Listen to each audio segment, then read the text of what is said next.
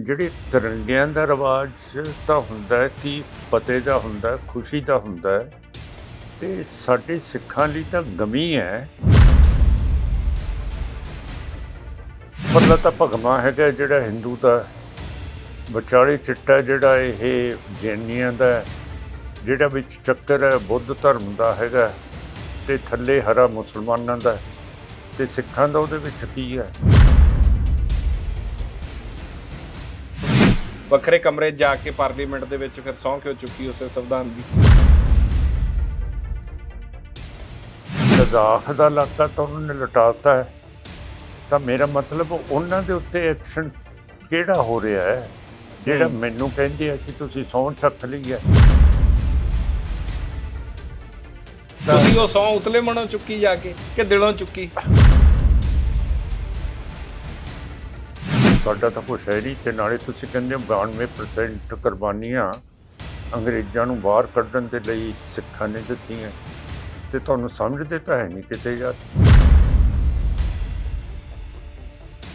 ਬਹੁਤ ਵਾਰੀ ਮਾਨ ਸਾਹਿਬ ਉਦੋਂ ਮੌਕਾ ਆਇਆ ਹੋਣਾ ਹੈ, ਕਦੇ ਕੋਈ 15 ਅਗਸਤ ਮਨਾਈ ਗਈ ਹੋਣੀ ਹੈ ਜਾਂ ਤਿਰੰਗੇ ਨੂੰ ਸਲੂਟ ਕਰਨਾ ਪਿਆ ਹੋਣਾ ਤੁਹਾਨੂੰ ਬਤੌਰ ਐਸਐਸਪੀ। ਉਹ ਝੂਠਾ ਮੂਠਾ ਕਰਦੇ ਹੀ ਤਾਂ ਸਾਡੇ ਕੋਲੇ ਰਿਪੋਰਟ ਪਹੁੰਚੀ ਕਿ ਇਸ ਤਰ੍ਹਾਂ ਕਬਜ਼ਾ ਕਰ ਲਿਆ ਗੁਰਦੁਆਰੇ 'ਚ, ਤੇ ਫਿਰ ਨੈਚੁਰਲੀ ਪੁਲਿਸ ਭੇਜਣੀ ਪਈ। ਪੁਲਿਸ ਜਦੋਂ ਗਈ ਉਹਨਾਂ ਨੇ ਫਾਇਰਿੰਗ ਸ਼ੁਰੂ ਕਰਤੀ, ਸਾਡੇ ਸਿਪਾਹੀ ਮਾਰਤੇ, ਕ੍ਰੋਸ ਫਾਇਰਿੰਗ ਹੋਈ। ਡੀਸੀ ਨੇ ਹੁਕਮ ਦਿੱਤਾ ਕਿ ਇਹ ਫਾਇਰ ਕਰੋ। ਡੀਸੀ ਨੇ ਬਿਆਨ ਦਿੱਤਾ, ਇਹ ਅਦਾਲਤ ਦੇ ਵਿੱਚ ਜਾ ਕੇ ਉਹਦੀ ਗਵਾਹੀ ਹੋਈ ਹੈ ਕਿ ਮੇਰੇ ਆਰਡਰਾਂ ਦੇ ਨਾਲ ਇਹ ਫਾਇਰਿੰਗ ਹੋਈ ਹੈ। 75 ਸਾਲ ਇਹਨਾਂ ਦੀ ਆਜ਼ਾਦੀ ਦਾ ਦਿਨ ਹੈ, ਤੇ ਮੈਂ ਪੁੱਛਣਾ ਚਾਹੁੰਦਾ ਕਿ ਜੇ ਆਜ਼ਾਦੀ ਮਿਲੀ ਹੈ ਤੇ ਲਦਾਖ 1962 ਦੇ ਵਿੱਚ 40,000 ਸਕੁਆਇਰ ਕਿਲੋਮੀਟਰ ਇੰਡੀਆ ਨੇ ਚੀਨ ਨੂੰ ਸਰੈਂਡਰ ਕਰਤੇ। ਇਹ ਜਿਹੜੇ ਇਲਾਕੇ ਇਹਨਾਂ ਨੂੰ ਪੂਰੇ ਦਿੱਤੇ ਗਏ ਸੀ, ਇਹ ਹਿੰਦੁੱਤਵਾਦ ਦੇ ਲੋਕ ਇਹਨੂੰ ਰੱਖ ਕਿਉਂ ਨਹੀਂ ਸਕੇ? ਸਾਨੂੰ ਤਾਂ ਉਹਦਾ ਗਮ ਹੈ।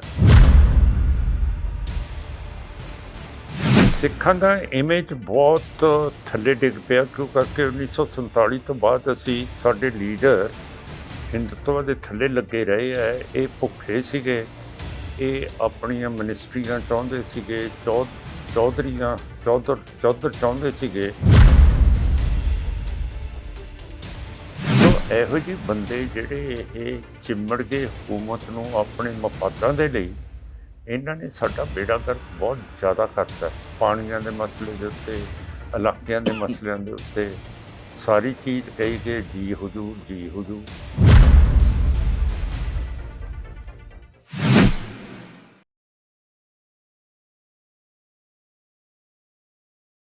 ਇੱਕ ਪਾਸੇ ਦੇਸ਼ ਆਜ਼ਾਦੀ ਦੇ 75ਵੇਂ ਸਾਲ ਤੇ ਕਹਿ ਰਿਹਾ ਕਿ ਆਜ਼ਾਦੀ ਦਾ 75ਵਾਂ ਮਹਾ ਉਤਸਵ ਹੈ। ਪੂਰੇ ਮੁਲਕ ਦੇ ਵਿੱਚ ਤਿਰੰਗੇ ਲਾਉਣ ਦੀ ਗੱਲ ਸਰਕਾਰ ਵੱਲੋਂ ਕਹੀ ਗਈ ਹੈ। ਸਕੂਲਾਂ ਕਾਲਜਾਂ ਦੇ ਵਿੱਚ ਨੋਟਿਸ ਜਾਰੀ ਕਰ ਦਿੱਤੇ ਹੈ। 20-20, 25-25 ਰੁਪਏ ਦੇ ਤਿਰੰਗੇ ਵਿਕ ਰਹੇ ਹੈ ਕਿ ਸਕੂਲਾਂ ਕਾਲਜਾਂ 'ਚ ਵੇਚੋ ਸਟੂਡੈਂਟਸ ਤੋਂ, ਔਰ ਉਹਨਾਂ ਨੂੰ ਧੱਕੇ ਨਾਲ ਉਹ ਤਿਰੰਗੇ ਦਿਓ। ਦੂਜੇ ਪਾਸੇ ਕੇਸਰੀ ਝੰਡੇ ਲਾਉਣ ਦੀ ਗੱਲ। ਪਰ ਆਜ਼ਾਦੀ ਦੇ ਅਸਲ ਮਾਇਨੇ ਕੀ? ਬੰਦੀ ਸਿੰਘ ਜੇ ਰਿਹਾ ਨਹੀਂ ਹੁੰਦੇ ਤਾਂ ਹੋਣਗੇ।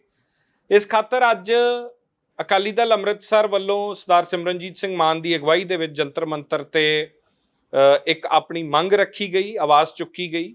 ਮਾਨ ਸਾਹਿਬ ਸਾਡੇ ਨਾਲ ਨੇ, ਗੱਲਬਾਤ ਕਰਦੇ ਹਾਂ। ਵਾਹਿਗੁਰੂ ਜੀ ਕਾ ਖਾਲਸਾ, ਵਾਹਿਗੁਰੂ ਜੀ ਕੀ ਫਤਿਹ। ਵਾਹਿਗੁਰੂ ਜੀ ਕਾ ਖਾਲਸਾ, ਵਾਹਿਗੁਰੂ ਜੀ ਕੀ ਫਤਿਹ। ਸਰਦਾਰ ਸਾਹਿਬ ਮਿਹਰਬਾਨੀ, ਤੁਸੀਂ ਆਏ ਹੋ।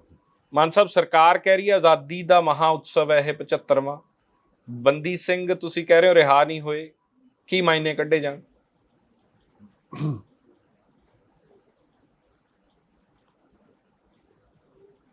ਅੰਗਰੇਜ਼ੀ ਦੀ ਕਹਾਵਤ ਹੈ, one man's meat is another man's poison, ਕਿ ਇੱਕ ਬੰਦੇ ਨੂੰ ਖਾਣ ਨੂੰ ਵਧੀਆ ਜਲੇਬੀਆਂ ਤੇ ਇਹ ਲੱਡੂ ਮਿਲ ਜਾਣ, ਤੇ ਦੂਜੇ ਲਈ ਇਹ ਉਹ ਜ਼ਹਿਰ ਵੀ ਹੋ ਸਕਦਾ। ਹੁਣ ਹਿੰਦੁਤਵਾ ਨੂੰ ਆਜ਼ਾਦੀ ਮਿਲੀ ਹੈ, ਮੁਸਲਮਾਨ ਨੂੰ ਮਿਲੀ ਹੈ ਪਾਕਿਸਤਾਨ ਦੇ ਵਿੱਚ ਜੀ, ਤੇ ਜਿਹੜੀ ਸਾਡੀ ਟ੍ਰੀਟੀ 1849 ਦੇ ਵਿੱਚ ਅੰਗਰੇਜ਼ਾਂ ਦੇ ਨਾਲ ਹੋਈ ਸੀ, ਉਹਦੇ ਵਿੱਚ ਤੈਅ ਕੀਤਾ ਗਿਆ ਸੀਗਾ ਕਿ ਜਦੋਂ ਮਹਾਰਾਜਾ ਰਣਜੀਤ ਸਿੰਘ ਆਪਣੀ ਪੂਰੀ ਉਮਰ 'ਤੇ ਹੋ ਜਾਣਗੇ, ਬਾਲਕ ਪੁਣਾ ਛੱਡ ਦੇਣਗੇ, ਅਤੇ ਫਿਰ ਸਿੱਖਾਂ ਦੀ ਲਾਹੌਰ ਦਰਬਾਰ ਦੀ ਜਿਹੜੀ ਬਾਦਸ਼ਾਹੀ ਹੈ ਉਹ ਵਾਪਸ ਦਿੱਤੀ ਜਾਊਗੀ। ਜੀ। ਫਿਰ 1857 ਦੇ ਵਿੱਚ ਗਦਰ ਹੋਇਆ। ਗਦਰ ਦੇ ਨਾਲ ਅੰਗਰੇਜ਼ਾਂ ਨੇ ਮੁਸਲਮਾਨਾਂ ਦੀ ਜਿਹੜੀ ਬਾਦਸ਼ਾਹੀ ਸੀ ਉਹ ਰੱਦ ਕਰਤੀ, ਬਿਲਕੁਲ ਰੱਦ ਕਰਤੀ। ਤੇ ਹਿੰਦੂ ਦੀ ਇਤਿਹਾਸ ਦੇ ਵਿੱਚ ਕਿਤੇ ਰਿਆਸਤ ਨਹੀਂ ਹੈਗੀ, ਕਦੇ ਇਹਨਾਂ ਨੇ ਰੂਲ ਨਹੀਂ ਕੀਤਾ, ਕਦੇ ਇਹਨਾਂ ਦਾ ਰਾਜ ਨਹੀਂ ਰਿਹਾ ਜੀ, ਸਿਵਾਏ ਯੋਧਿਆ ਦੇ ਵਿੱਚ। ਠੀਕ ਹੈ ਜੀ। ਹੁਣ 1947 ਦੇ ਵਿੱਚ ਜੇ ਸਿੱਖਾਂ ਦੀ ਜਿਹੜੀ ਬਾਦਸ਼ਾਹੀ ਸੀ ਉਹ ਮੁਅੱਤਲ ਕੀਤੀ ਸੀ, ਤੇ ਜਿਹੜੀ ਚੀਜ਼ ਮੁਅੱਤਲ ਹੋ ਜੇ ਉਹ ਸੁਰਜੀਤ ਵੀ ਹੋ ਜਾਂਦੀ ਹੈ ਜੀ। ਤੇ 1947 ਦੇ ਵਿੱਚ ਫਿਰ ਅੰਗਰੇਜ਼ ਨੇ ਸਿੱਖਾਂ ਦੀ ਜਿਹੜੀ ਬਾਦਸ਼ਾਹੀ ਸੀ ਉਹ ਸੁਰਜੀਤ ਕਿਉਂ ਨਹੀਂ ਕੀਤੀ? ਪਰ ਮੁਸਲਮਾਨਾਂ ਦਾ ਰਾਜ ਜਿਹੜਾ ਮੁਗਲਾਂ ਦਾ ਸੀ ਉਹ ਭੰਗ ਕਰਤਾ ਸੀਗਾ, ਤੇ ਹਿੰਦੂ ਨੇ ਕਦੇ ਰਾਜ ਹੀ ਨਹੀਂ ਸੀ ਕੀਤਾ ਇੰਡੀਆ ਦੀ ਧਰਤੀ ਤੇ ਉਹਨਾਂ ਨੂੰ ਇੰਡੀਆ ਦੇਤਾ, ਪਾਕਿਸਤਾਨ ਦੇਤਾ। ਤੇ ਤੁਸੀਂ ਹੁਣ ਕਹਿੰਦੇ ਹੋ ਕਿ 75ਵੀਂ ਸਾਲ ਇਹਨਾਂ ਦੀ ਆਜ਼ਾਦੀ ਦਾ ਦਿਨ ਹੈ, ਤੇ ਮੈਂ ਪੁੱਛਣਾ ਚਾਹੁੰਦਾ ਕਿ ਜੀ ਜੇ ਆਜ਼ਾਦੀ ਮਿਲੀ ਹੈ ਤੇ ਲਦਾਖ 1962 ਦੇ ਵਿੱਚ 40,000 ਸਕੁਆਇਰ ਕਿਲੋਮੀਟਰ ਇੰਡੀਆ ਨੇ ਚੀਨ ਨੂੰ ਸਰੈਂਡਰ ਕਰਤੇ ਜੀ। 2020 ਦੇ ਵਿੱਚ ਇੰਡੀਆ ਨੇ ਚੀਨ ਨੂੰ 900 ਸਕੁਆਇਰ ਕਿਲੋਮੀਟਰਸ ਉਹ ਵੀ ਸਰੈਂਡਰ ਕਰਤੇ। ਤੇ ਹੁਣ ਜਿਹੜੇ ਤਿਰੰਗਿਆਂ ਦਾ ਰਿਵਾਜ ਤਾਂ ਹੁੰਦਾ ਕਿ ਫਤਿਹ ਦਾ ਹੁੰਦਾ, ਖੁਸ਼ੀ ਦਾ ਹੁੰਦਾ, ਤੇ ਸਾਡੇ ਸਿੱਖਾਂ ਲਈ ਤਾਂ ਗਮੀ ਹੈ ਕਿ ਕਰਕੇ ਲਦਾਖ ਸਿੱਖ ਫੌਜਾਂ ਨੇ, ਮਹਾਰਾਜਾ ਰਣਜੀਤ ਸਿੰਘ ਨੇ 1834 ਦੇ ਵਿੱਚ ਫਤਿਹ ਕੀਤਾ ਸੀਗਾ ਜੀ। ਇਹ ਸਾਡੇ ਇਲਾਕੇ ਹੈਗੇ ਹੈ। ਤੇ ਜੇ 1947 ਦੇ ਵਿੱਚ ਇਹਨਾਂ ਨੂੰ ਆਪਣੀ ਬਾਦਸ਼ਾਹੀ ਮਿਲ ਗਈ ਹੈ, ਤੇ ਫਿਰ ਇਹ ਜਿਹੜੇ ਇਲਾਕੇ ਇਹਨਾਂ ਨੂੰ ਪੂਰੇ ਦਿੱਤੇ ਗਏ ਸੀ, ਇਹ ਹਿੰਦੁੱਤਵਾਦ ਦੇ ਲੋਕ ਇਹਨੂੰ ਰੱਖ ਕਿਉਂ ਨਹੀਂ ਸਕੇ? ਸਾਨੂੰ ਤਾਂ ਉਹਦਾ ਗਮ ਹੈ। ਮਾਨ ਸਾਹਿਬ, ਤਿਰੰਗੇ ਦਾ ਤੁਸੀਂ ਜ਼ਿਕਰ ਕਰ ਰਹੇ ਸੀ, ਅੱਜ ਤੁਸੀਂ ਜੰਤਰ ਮੰਤਰ ਤੇ ਆਪਣੇ ਸੰਬੋਧਨ 'ਚ ਵੀ ਗੱਲ ਕੀਤੀ। ਸੋਸ਼ਲ ਮੀਡੀਆ ਤੇ ਤੁਹਾਡੇ ਬਾਰੇ ਬਹੁਤ ਲਿਖਿਆ ਗਿਆ ਕਿ ਜਿਸ ਤਿਰੰਗੇ ਦਾ ਪਹਿਲਾ ਰੰਗ ਕੇਸਰੀ ਹੈ ਉਹਦੇ ਨਾਲ ਮਾਨ ਸਾਹਿਬ ਨੂੰ ਕੀ ਦਿੱਕਤ ਹੈ। ਤੁਸੀਂ ਅੱਜ ਉਹ ਤਿੰਨੋਂ ਰੰਗ ਵੱਖਰੇ ਤਰੀਕੇ ਨਾਲ ਦੱਸੇ ਨੇ, ਤੁਹਾਡੇ ਮੁਤਾਬਕ ਉਹ ਕੀ ਨੇ ਜੀ? ਸਰ ਸਾਹਿਬ, ਉੱਪਰਲਾ ਤਾਂ ਭਗਵਾ ਹੈਗਾ ਜਿਹੜਾ ਹਿੰਦੂ ਦਾ, ਵਿਚਾਲੇ ਚਿੱਟਾ ਜਿਹੜਾ ਇਹ ਜੈਨੀਆਂ ਦਾ, ਜਿਹੜਾ ਵਿੱਚ ਚੱਕਰ ਹੈ ਬੁੱਧ ਧਰਮ ਦਾ ਹੈਗਾ, ਤੇ ਥੱਲੇ ਹਰਾ ਮੁਸਲਮਾਨਾਂ ਦਾ, ਤੇ ਸਿੱਖਾਂ ਦਾ ਉਹਦੇ ਵਿੱਚ ਕੀ ਹੈ? ਸਾਡਾ ਤਾਂ ਕੁਛ ਹੈ ਨਹੀਂ। ਤੇ ਨਾਲੇ ਤੁਸੀਂ ਕਹਿੰਦੇ ਹੋ 92% ਕੁਰਬਾਨੀਆਂ ਅੰਗਰੇਜ਼ਾਂ ਨੂੰ ਬਾਹਰ ਕੱਢਣ ਦੇ ਲਈ ਸਿੱਖਾਂ ਨੇ ਦਿੱਤੀਆਂ, ਤੇ ਤੁਹਾਨੂੰ ਸਮਝਦੇ ਤਾਂ ਹੈ ਨਹੀਂ ਕਿਤੇ ਯਾਰ। ਤੇ ਐਵੇਂ ਇਹ ਚੌੜੇ ਹੋਏ ਫਿਰਦੇ ਹੋ। ਆ ਜਿਹੜਾ ਇੱਥੇ ਸਰਸਾ ਸਾਹਿਬ ਹੈ, ਮੋਟਰਸਾਈਕਲ 'ਤੇ ਚੜ੍ਹ ਕੇ ਤੇ ਇਹ ਤਿਰੰਗਿਆਂ ਨੂੰ ਸਾਰੇ ਦਿੱਲੀ ਦੇ ਵਿੱਚ ਲਹਿਰਾਈ ਜਾਂਦਾ ਹੈਗਾ। ਮੇਰਾ ਮਤਲਬ ਜੇ ਤੁਹਾਡਾ ਕੁਛ ਹੈਗਾ ਤੇ ਤੁਹਾਨੂੰ ਉਹਦਾ ਫਖਰ ਹੋਵੇ ਜਾਂ ਕੁਛ ਹੋਏ, ਜਦੋਂ ਤੁਹਾਡਾ ਉਸ ਝੰਡੇ ਦੇ ਵਿੱਚ ਹੈ ਹੀ ਨਹੀਂ ਕੁਛ, ਤੇ ਤੁਸੀਂ ਉਹਨੂੰ ਕਾਹਦੇ ਲਈ ਲਹਿਰਾਓਗੇ? ਤੁਹਾਡਾ ਇਸ ਗੱਲ ਤੇ ਬੜੇ ਸਵਾਲ ਹੋ ਰਹੇ ਸੀ, ਤੁਸੀਂ ਅੱਜ ਉਹਦਾ ਵੀ ਜਵਾਬ ਦਿੱਤਾ ਕਿ ਤੁਸੀਂ ਵੱਖਰੇ ਕਮਰੇ 'ਚ ਜਾ ਕੇ ਪਾਰਲੀਮੈਂਟ ਦੇ ਵਿੱਚ ਫਿਰ ਸਹੁੰ ਕਿਉਂ ਚੁੱਕੀ ਉਸੇ ਸੰਵਿਧਾਨ ਦੀ?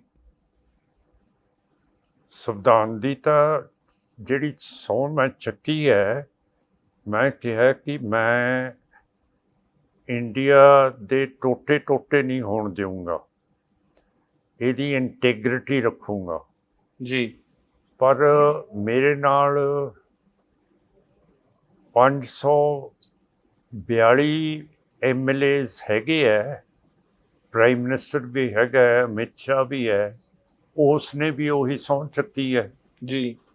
ਤੇ ਲਦਾਖ ਦਾ ਇਲਾਕਾ ਤਾਂ ਉਹਨਾਂ ਨੇ ਲਟਾਤਾ ਹੈ।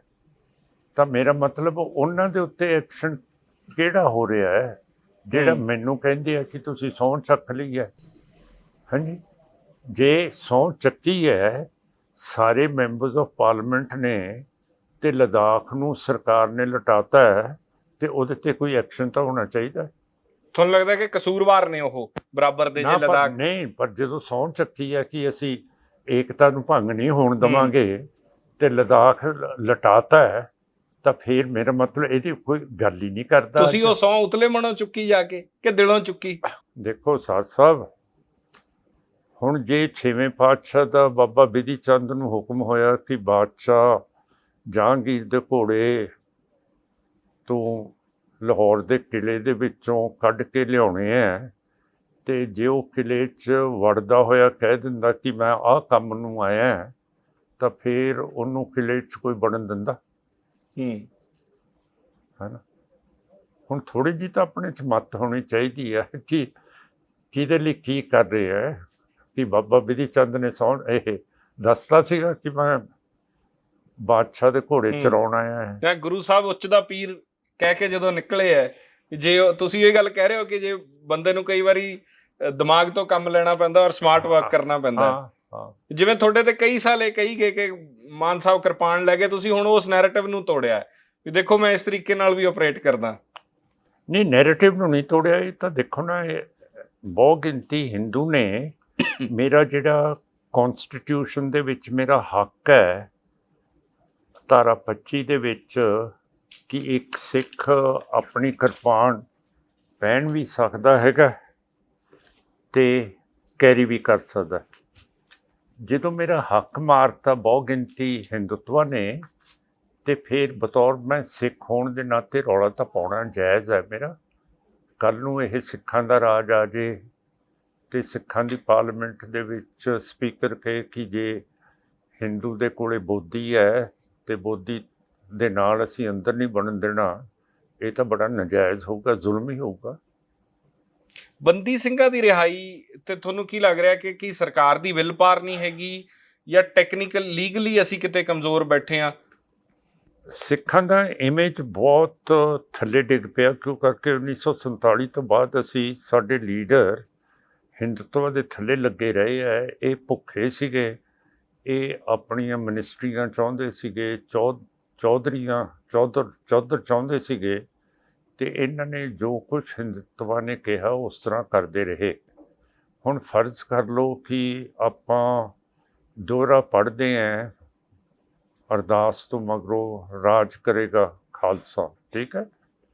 ਤੇ ਨਹਿਰੂ ਨੇ ਸਰਦਾਰ ਹੁਕਮ ਸਿੰਘ ਜਿਹੜੇ ਸਪੀਕਰ ਸੀਗੇ ਤੇ ਸਰਦਾਰ ਸਵਰਨ ਸਿੰਘ ਜਿਹੜੇ ਫੋਰਨ ਮਿਨਿਸਟਰ ਸੀਗੇ, ਉਹਨਾਂ ਦੋਨਾਂ ਨੂੰ ਬੁਲਾਇਆ ਸੀਗਾ ਕਿ ਦੇਖिए अब आप ये दोहरा रोज पढ़ते हो जब भी अरदास करते हैं कि राज करेगा खालसा, तो खालसे का तो राज आ गया है, अब तो आज़ाद हो गए हैं।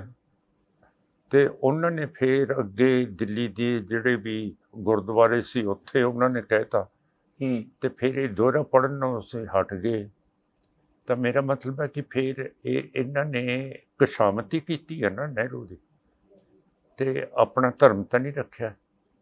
ਸੋ ਇਹੋ ਜਿਹੇ ਬੰਦੇ ਜਿਹੜੇ ਇਹ ਚਿੰਮੜ ਗਏ ਹਕੂਮਤ ਨੂੰ ਆਪਣੇ ਮਫਾਦਾਂ ਦੇ ਲਈ, ਇਹਨਾਂ ਨੇ ਸਾਡਾ ਬੇੜਾ ਗਰਕ ਬਹੁਤ ਜ਼ਿਆਦਾ ਕਰਤਾ ਹੈ। ਪਾਣੀਆਂ ਦੇ ਮਸਲੇ ਦੇ ਉੱਤੇ, ਇਲਾਕਿਆਂ ਦੇ ਮਸਲਿਆਂ ਦੇ ਉੱਤੇ ਸਾਰੀ ਚੀਜ਼ ਕਹੀ ਗਏ ਜੀ ਹਜ਼ੂਰ, ਜੀ ਹਜ਼ੂਰ।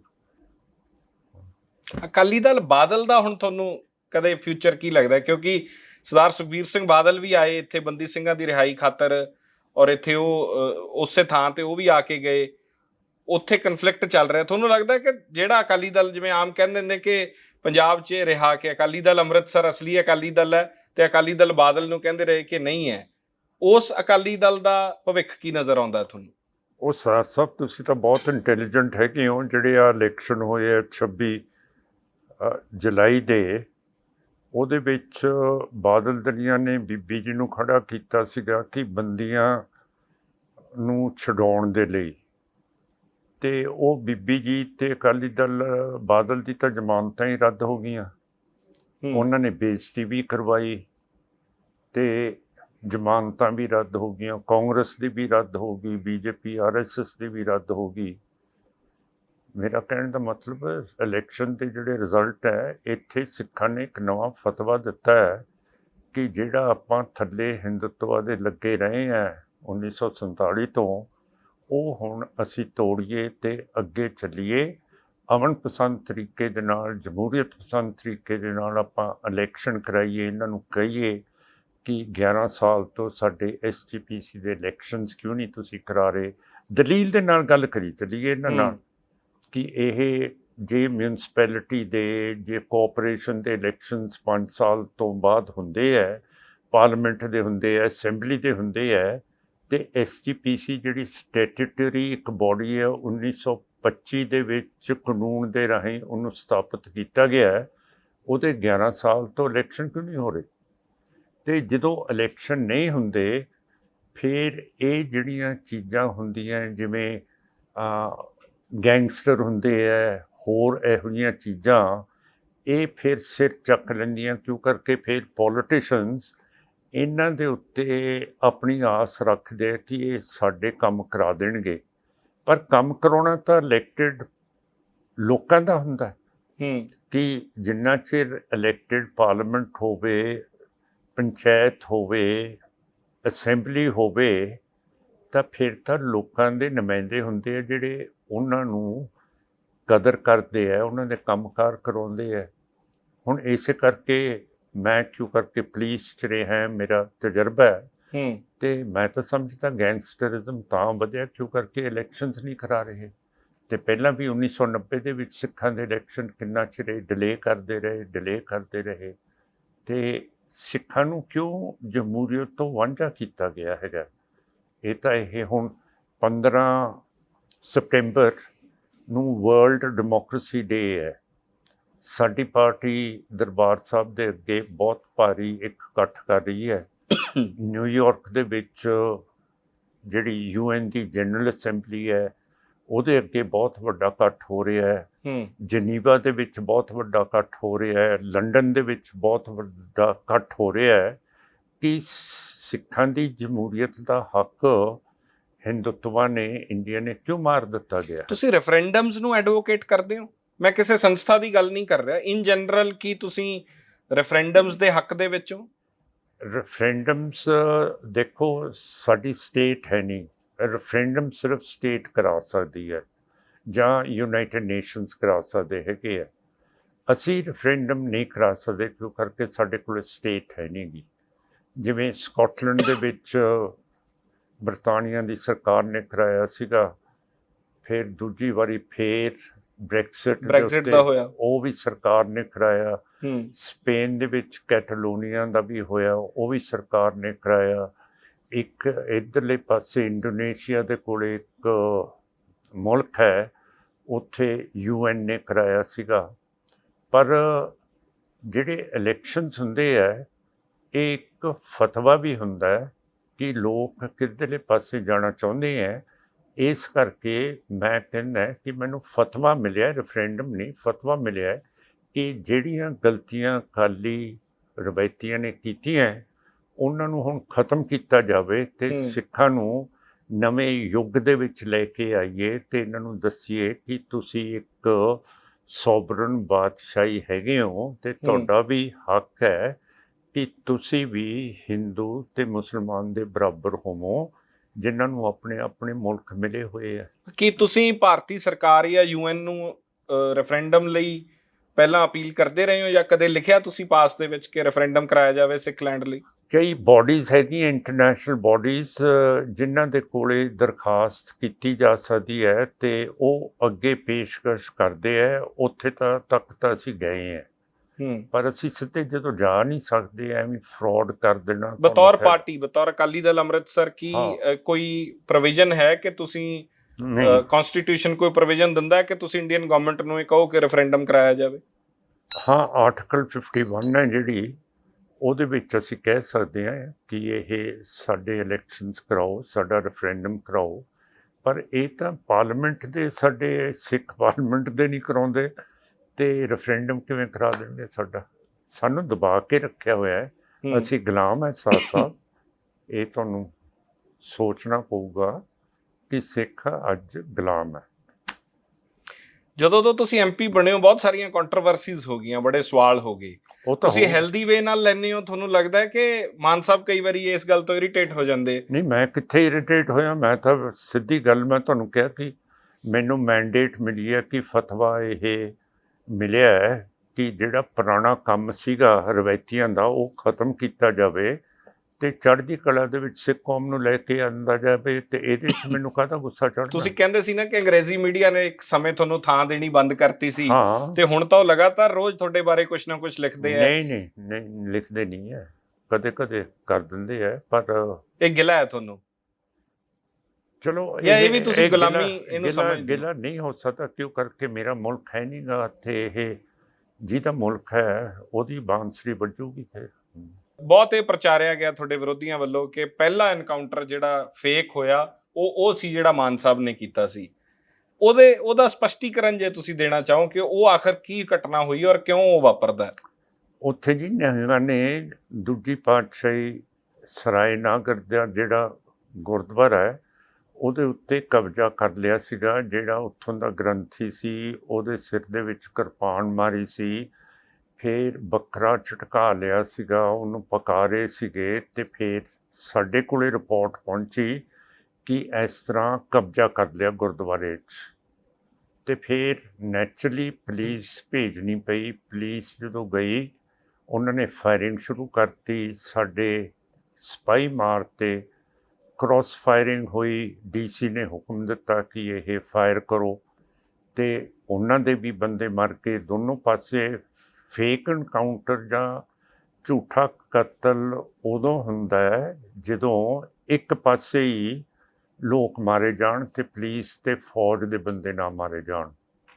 ਤੇ ਡੀਸੀ ਨੇ ਬਿਆਨ ਦਿੱਤਾ ਇਹ ਅਦਾਲਤ ਦੇ ਵਿੱਚ ਜਾ ਕੇ, ਉਹਦੀ ਅਗਵਾਈ ਹੋਈ ਹੈ ਕਿ ਮੇਰੇ ਆਰਡਰਾਂ ਦੇ ਨਾਲ ਇਹ ਫਾਇਰਿੰਗ ਹੋਈ ਹੈ। ਸੋ ਮੇਰਾ ਮਤਲਬ ਤੁਹਾਨੂੰ ਕੋਈ ਰਿਗਰੈਟ ਹੈ ਕਿਸੇ ਉਸ? ਨਾ, ਮੈਨੂੰ ਕਾਹਦਾ ਰਿਗਰੈਟ ਹੋਣਾ ਚਾਹੀਦਾ ਜਦੋਂ ਇਹ ਕਬਜ਼ਾ ਛਡਾਤਾ ਗੁਰਦੁਆਰਾ ਸਾਹਿਬ ਦਾ ਦੂਜੀ ਪਾਤਸ਼ਾਹੀ ਦਾ। ਇਹ ਤਾਂ ਬਹੁਤ ਵੱਡੀ ਗੱਲ ਹੈ ਕਿ ਗੁਰਦੁਆਰੇ ਨੂੰ ਛਡਾ ਦੇਣਾ। ਤੇ ਜੇ ਮੇਰੀ ਕੋਈ ਗਲਤੀ ਹੁੰਦੀ, ਜਿੰਨੇ ਨਿਹੰਗ ਬਾਬੇ ਹੈਗੇ ਹੈ, ਬੁੱਢਾ ਦਲ ਹੈ, ਫਿਰ ਹੋਰ ਕਈ ਇਹ ਹੈਗੀਆਂ, ਉਹ ਕਹਿੰਦੇ ਕਿ ਇਹਨੇ ਗਲਤ ਕੀਤਾ ਜਾਂ ਸਰਕਾਰ ਨੇ ਗਲਤ ਕੀਤਾ। ਬਾਦਲ ਸਾਹਿਬ ਦੀ ਵਜ਼ਾਰਤ ਸੀਗੀ, ਬਾਦਲ ਸਾਹਿਬ ਨੇ ਨਹੀਂ ਕੁਛ ਕਿਹਾ। ਤੇ ਅਦਾਲਤ ਤੁਹਾਡੀ ਦੇ ਟਰਾਂਸਫੋਰਮੇਸ਼ਨ ਜਿਹੜੀ ਹੈ ਬਤੌਰ ਸਿੱਖ, ਜਿਹੜਾ ਤੁਸੀਂ ਅੱਜ ਜਿੱਥੇ ਖੜੇ ਹੋ, ਇਹ ਪੁਲਿਸ ਦੀ ਜਦੋਂ ਤੁਸੀਂ ਨੌਕਰੀ ਕਰ ਰਹੇ ਸੀਗੇ ਉਸ ਵੇਲੇ ਤੋਂ ਬਾਅਦ ਹੁੰਦੀ ਹੈ ਜਾਂ ਉਸ ਵੇਲੇ ਵੀ ਤੁਹਾਡੇ ਥਾਟ ਇਹੀ ਸੀਗੇ? ਕਿ ਮੈਂ ਤਾਂ ਸ਼ੁਰੂ ਤੋਂ ਸਿੱਖ ਹੀ ਸੀਗਾ ਜੀ। ਮੈਂ ਇਹ ਪੁਲਿਸ ਚਾਹੇ ਉਹ ਸਿੱਖ ਲੈਂਡ ਦੀ ਗੱਲ ਕਰਨੀ, ਚਾਹੇ ਜਿਹੜੀ ਗੁਲਾਮੀ ਦਾ ਤੁਸੀਂ ਜ਼ਿਕਰ ਕਰ ਰਹੇ ਹੋ, ਉਦੋਂ ਵੀ ਤੁਸੀਂ ਇਹ ਮਹਿਸੂਸ ਕਰਦੇ ਸੀ ਜਦੋਂ ਬਤੌਰ ਪੁਲਿਸ ਅਫਸਰ ਐਸਐਸਪੀ ਤੁਸੀਂ ਜੌਬ ਕਰ ਰਹੇ ਸੀ? ਮੈਂ ਕਰਦਾ ਸੀਗਾ ਕਿ ਅਸੀਂ ਗੁਲਾਮ ਹੈਗੇ ਆ। ਇੱਥੇ ਜਦੋਂ ਦਿੱਲੀ ਦੀ ਕਾਨਫਰੰਸ ਹੁੰਦੀ ਸੀਗੀ ਉੱਥੇ ਵੀ ਮੈਂ ਫੀਲ ਕਰਦਾ ਸੀਗਾ ਕਿ ਅਸੀਂ ਗੁਲਾਮ ਹੈ ਤੇ ਅਸੀਂ ਕਿਸੇ ਹੋਰ ਮੁਲਕ ਦੀ ਸਰਵਿਸ ਕਰ ਰਹੇ ਹਾਂ, ਆਪਣੀ ਕੌਮ ਦੀ ਨਹੀਂ ਕਰ ਰਹੇ। ਬਹੁਤ ਵਾਰੀ ਮਾਨ ਸਾਹਿਬ ਉਦੋਂ ਮੌਕਾ ਆਇਆ ਹੋਣਾ ਹੈ, ਕਦੇ ਕੋਈ 15 ਅਗਸਤ ਮਨਾਈ ਗਈ ਹੋਣੀ ਹੈ ਜਾਂ ਤਿਰੰਗੇ ਨੂੰ ਸਲੂਟ ਕਰਨਾ ਪਿਆ ਹੋਣਾ ਤੁਹਾਨੂੰ ਬਤੌਰ ਐਸਐਸਪੀ? ਉਹ ਝੂਠਾ ਮੂਠਾ ਕਰ ਦਈਦਾ ਤਾਂ ਥੋੜਾ ਬਹੁਤ, ਦਿਲੋਂ ਨਹੀਂ ਕੀਤਾ ਉਦੋਂ? ਜੌਬ ਦੇ ਵਿੱਚ ਤਾਂ ਕਰਨਾ ਪੈਂਦਾ ਹੈ। ਮੇਰਾ ਮਤਲਬ ਉਹ ਤਾਂ ਜਦੋਂ ਤੁਸੀਂ ਐਗਜ਼ੈਕਟਿਵ ਪੋਸਟ ਦੇ ਉੱਤੇ ਹੁੰਦੇ ਹੋ ਤਾਂ ਕਰਨਾ ਪੈਂਦਾ, ਪਰ ਜਦੋਂ ਵਿਜੀਲੈਂਸ 'ਚ ਹੋਵੋ, CID 'ਚ ਹੋਵੋ ਜਾਂ ਰੇਲਵੇਜ਼ ਦੇ ਵਿੱਚ ਹੋਵੋ, ਤੇ ਕਿੰਨੇ ਮਹਿਕਮੇ ਹੈ ਪੁਲਿਸ ਦੇ ਜੀ, ਵਿਜੀਲੈਂਸ ਦੇ ਵਿੱਚ ਹੋਵੋ, ਫਿਰ ਤਾਂ ਨਹੀਂ ਕਰਨਾ ਪੈਂਦਾ। ਹੁਣ ਤੁਹਾਡੀ ਅਪੀਲ ਹੈ ਕਿ ਕੇਸਰੀ ਨਿਸ਼ਾਨ ਜਿਹੜੇ ਹੈ ਉਹ ਨਿਸ਼ਾਨ ਸਾਹਿਬ ਜਾਂ ਕੇਸਰੀ ਝੰਡੇ ਜਿਹੜੇ ਆ ਉਹ ਚਲਾਏ ਜਾਣ 15 ਨੂੰ?